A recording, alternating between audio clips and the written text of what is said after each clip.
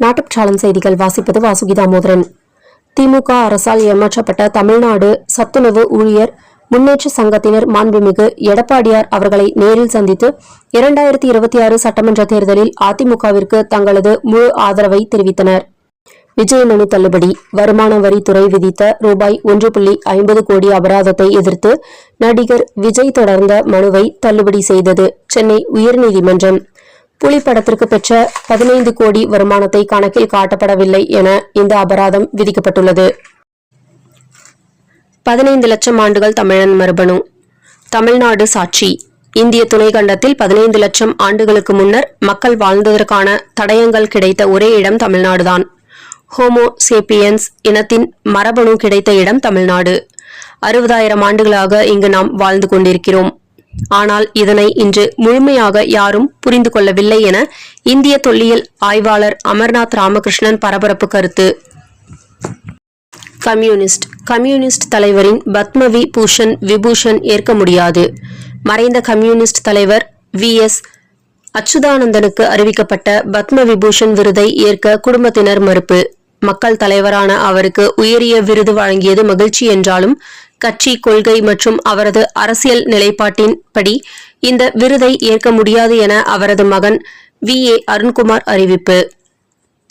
India Siliguri வழித்தடத்தில் 40 kilometre நீளமுள்ள நிலத்தடி ரயில் பாதையை அமைக்க திட்டமிட்டுள்ளது.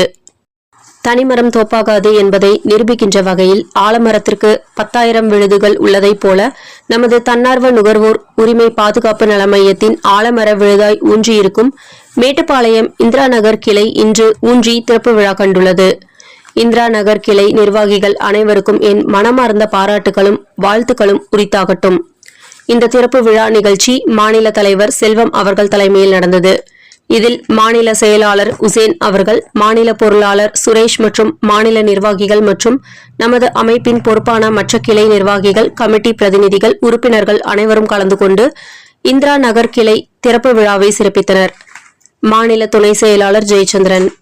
தமிழ்நாடு முழுவதும் குரூப் 2 2A ஒத்திவைப்பு. இன்று நடைபெற இருந்த முதன்மை தேர்வுகள் ஒத்திவைப்பு. சென்னையில் நடந்த தேர்வு மையம் குளறுபடி புகாரை அடுத்து தமிழ்நாடு முழுவதும் தேர்வுகள் ஒத்திவைப்பு. பிற ஊர்களில் அதிகாரப்பூர்வ தகவல் சென்று சேராததால் தேர்வு ஒத்திவைக்கப்பட்டது தெரியாமல் தேர்வு எழுத ஆரம்பித்தனர். குரூப் 2 2A முதன்மை தேர்வுக்கான புதிய தேதி பின்னர் அறிவிக்கப்படும் என்று TNPSC அறிவிப்பு. இந்தியா அமெரிக்கா கூட்டுறவு வர்த்தக ஒப்பந்தத்தில் இடம்பெற்றுள்ள அம்சங்கள் குறித்து இரு நாடுகள் கூட்டறிக்கை. அமெரிக்காவின் விவசாய விளை பொருட்களுக்கும் அமெரிக்கா உணவு வேளாண் பொருட்களுக்கும் இந்தியா வரிகளை குறைக்க ஒப்புதல்.